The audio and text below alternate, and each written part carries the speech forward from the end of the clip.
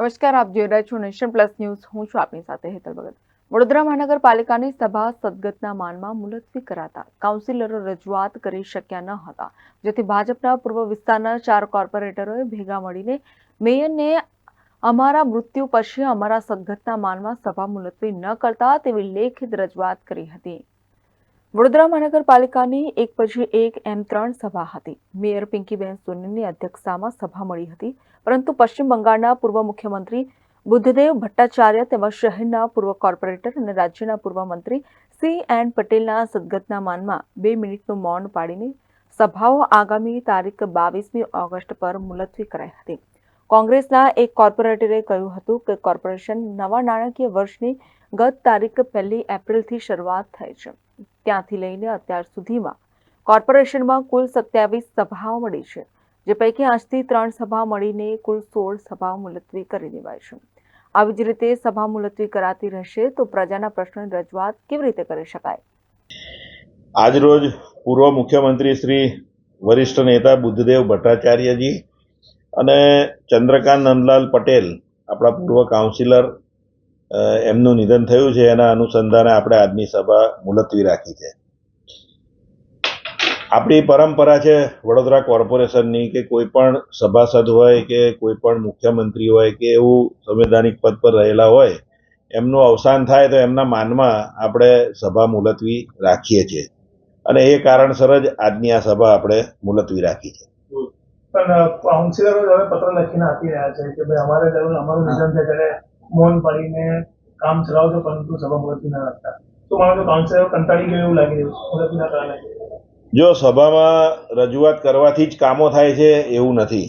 કામો તમારા એમનેમ પણ તમે રજૂઆત કરો તો થતા જ હોય છે, પરંતુ બધા કાઉન્સિલરોની જો આ વિચાર હશે તો સર્વાનુમતે બેસીને નક્કી કરી અને આગામી દિવસોમાં આ પરંપરા બદલવી કે નહીં એનો નિર્ણય કરીશું.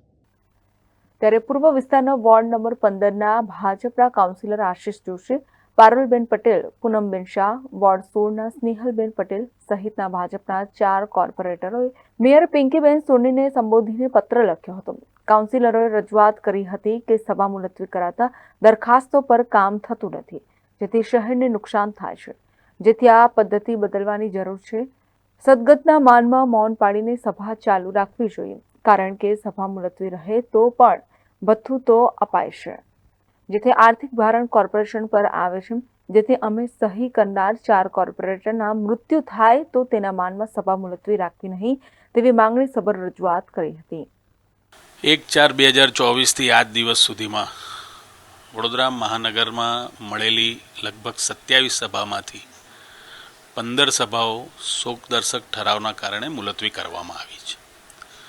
જે વર્ષોથી ચાલતી આવતી પ્રણાલિકા છે કે કોઈ મોટા વ્યક્તિનું, કોઈ મુખ્યમંત્રી, પૂર્વ કોઈ પણ મોટા રાજનેતાનું જ્યારે મરણ થાય કે પછી પૂર્વ કાઉન્સિલરનું મૃત્યુ થાય તો આ વડોદરા મહાનગરપાલિકાની પ્રણાલિકા પ્રમાણે તેને શ્રદ્ધાંજલિ આપીને શોકદર્શક ઠરાવ પસાર કરીને સભાને મુલતવી કરવામાં આવે છે. એ પ્રણાલિકાને સાથે અમારે કોઈ પણ જાતનો વાંધો નથી. સભાને સંસ્કારી નગરી કોઈ પણ મોટી વ્યક્તિને શ્રદ્ધાંજલિ આપવી જ જોઈએ એવું મારું માનવું છે. પણ આજે 15 સભાઓ મુલતવી એટલે ક્યાંક ને ક્યાંક વડોદરા શહેરના વિકાસના કામો પણ મુલતવી થઈ રહ્યા છે. વડોદરા શહેરના વિકાસ માટે આવેલી દરખાસ્તો પણ મુલતવી થઈ રહી છે. ત્યારે અમે આજે વોર્ડ 15ના 3 કાઉન્સિલર અને 16ના 1 કાઉન્સિલર મળીને માન્ય મેયરશ્રી, ડેપ્યુટી મેયર, ચેરમેન અને સભા સેક્રેટરીને એક પત્ર લખીને જાણ કરી છે કે જ્યારે અમે આ ધરતી પર ના હઈએ, અમારું મૃત્યુ થાય ત્યારે અમારા માનમાં શોકદર્શક ઠરાવ કરીને સભાને આગળ ધપાવજો, વિકાસના કામો માટે સભાને ચાલુ રાખજો, મુલતવી ના કરવામાં આવે. કારણ કે આજે અમે પરિસ્થિતિ જોઈ છે. વડોદરા શહેરે પૂરનો સામનો કર્યો. પૂર્વ વિસ્તાર ખાસ કરીને મારી વૈકુંઠ સોસાયટી, જલારામનગર આજુબાજુની વસાહતો, જેમાં 15-15, 20-20 દિવસ સુધી વરસાદના અને ડ્રેનેજના પાણી ભરાવાની ખૂબ ગંભીર સમસ્યા. પીવાનું પાણી ગંદુ આવી રહ્યું, આ બધી જ સમસ્યાઓ અને જોવામાં આવ્યો કે નાનામાં નાનો એક કોર્પોરેટર સભાના માધ્યમથી પોતાના મત વિસ્તારની રજૂઆતો માન્ય કમિશનરશ્રીને અધિકારીશ્રીઓને કરતો હોય છે. ત્યારે વિસ્તારના અને વડોદરા શહેરના વિકાસના કામોમાં ક્યાંક બ્રેક ના લાગે, અમારી હયાતી ના હોય અને અમારી જગ્યાએ આજે નહીં ગમે ત્યારે કોઈ કોર્પોરેટર હશે અને એને જ્યારે રજૂઆત કરવી હશે વિસ્તારની વિકાસની, અને જો સભા મુલતવી કરવામાં આવશે તો એને ક્યાંક આ તકલીફ ના પડે અને મારા વોર્ડ વિસ્તારના લોકોને અને વડોદરા શહેરના લોકોને તકલીફ ના પડે, એના માટે અમે આ ચારેય કાઉન્સિલરે નિર્ણય લીધો છે કે જ્યારે પણ અમારું મૃત્યુ થાય ત્યારે સભા મુલતવી ના કરવી. અમે એક સજેશન એવું મૂકવામાં આવ્યું છે કે કદાચ આપણે શોકદર્શક ઠરાવો જો પણ કોઈ કરવાના હોય તો મહિનામાં એક સભા, જેમ કહો મહિનાની આવનારી પ્રથમ સભામાં તમામ શોકદર્શક ઠરાવોને આવરી લેવા જોઈએ, જેના કારણે બાકીની સભાઓમાં વિકાસના મુદ્દે ચર્ચા થઈ શકે, દરખાસ્તો મંજૂર થઈ શકે અને નવા શોકદર્શક ઠરાવો બાકી બીજા મહિનાની આવનારી પ્રથમ સભામાં લેવા. એટલે મહિનામાં એક સભા શોકદર્શક ઠરાવ માટે નક્કી કરવામાં આવે. પ્રણાલિકા પણ ચાલુ જ રહેવી જોઈએ. એનાથી બીજો ફાયદો કે જે નાગરિકોના વેરાના પૈસાથી સભા ચાલ્યા વગર પણ કોર્પોરેટરોને ભથ્થું ચૂકવવામાં આવે છે એ પણ બંધ થશે અને આ નાણાંનો વેડફાટ પણ બંધ થશે.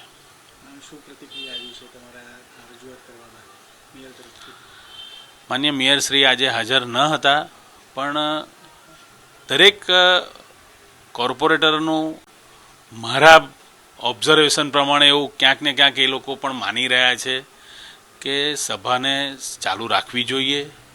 પ્રણાલિકામાં ભલે કોઈ આપણે ફેરફાર ન કરી શકીએ, પણ આ જ રીતે એકાદ સભા શોકદર્શકની લાવ્યા બાદ બાકીની જે પણ સભાઓ છે એને આપણે કન્ટિન્યુ રાખવી જોઈએ. આપ જોઈ શકો છો 7મી 8મી ઓગસ્ટે જે સભા હતી એ પણ મુલતવી કરવામાં આવી, આજની સભા મુલતવી કરવામાં આવી. એટલે આવી પાછળની લગભગ 15 સભાઓ મુલતવી થઈ. ત્યારે વિસ્તારના નાગરિકોના પ્રશ્નને વાચા આપવી એ પણ એક અમારું કર્તવ્ય છે. એના કારણે બધા જ મોટાભાગના કાઉન્સિલરોના ચહેરા પરથી એવું જણાઈ આવતું હતું કે આ વિશે કંઈક વિચારવું જોઈએ. 2 મહિનાની અત્યારે 27 સભા નહીં 15 સભા મુલતવી થઈ છે. એટલા માટે અમે આ નિર્ણય લીધો છે કે જ્યારે અમારું પોતાનું મૃત્યુ થાય ત્યારે 5 મિનિટ મૌન પાડી અને સભાને કન્ટિન્યુ ચાલુ રાખવા માટેનો અમારો આ નિર્ણય છે. શું લાગે છે આ પ્રકારની છેલ્લા 27માંથી 15 સભા મોડી છે? લાગે છે કે આપણે કંઈક નાગરિકોની જે સમસ્યા છે તેમની સાથે અન્યાય થયો છે? અમે નાગરિકોના હિત માટે જ આ વિચાર્યું છે. જ્યારે પૂર જેવી પરિસ્થિતિ આવી જાય, અત્યારે પણ વિસ્તારમાં પાણી ખૂબ ભરાયા હતા અને સભામાં રજૂઆતોના માધ્યમથી કામગીરી થતી હોય છે. એટલા માટે અમે આ નિર્ણય લીધો છે કે જ્યારે અમારા મૃત્યુ થાય ત્યારે 5 મિનિટ મૌન પાડી અને સભાને કન્ટિન્યુ ચાલુ રાખવી. અત્રે ઉલ્લેખનીય છે કે પૂર્વ ડેપ્યુટી મેયરનું અવસાન થયું ત્યારે તેમના સદગતના માનમાં સભા મુલતવી નહીં કરવાની તેમના પત્નીએ લેખિતમાં રજૂઆત કરી હતી. તેમ છતાં કોર્પોરેશનમાં સભા મુલતવી કરી દેવાઈ હતી. કેમેરામેન નવનીત પ્રમાણિક સાથે Satyam Nyaskar, nation plus news, Vadodara. સમાચારોના સતત અપડેટ મેળવવા માટે અમારી નેશન પ્લસ ન્યૂઝની યુટ્યુબ ચેનલને સબસ્ક્રાઇબ કરો, બેલ આઇકન દબાવો અને જોડાયેલા રહો ફેસબુક, ઇન્સ્ટાગ્રામ અને ટ્વિટર પર.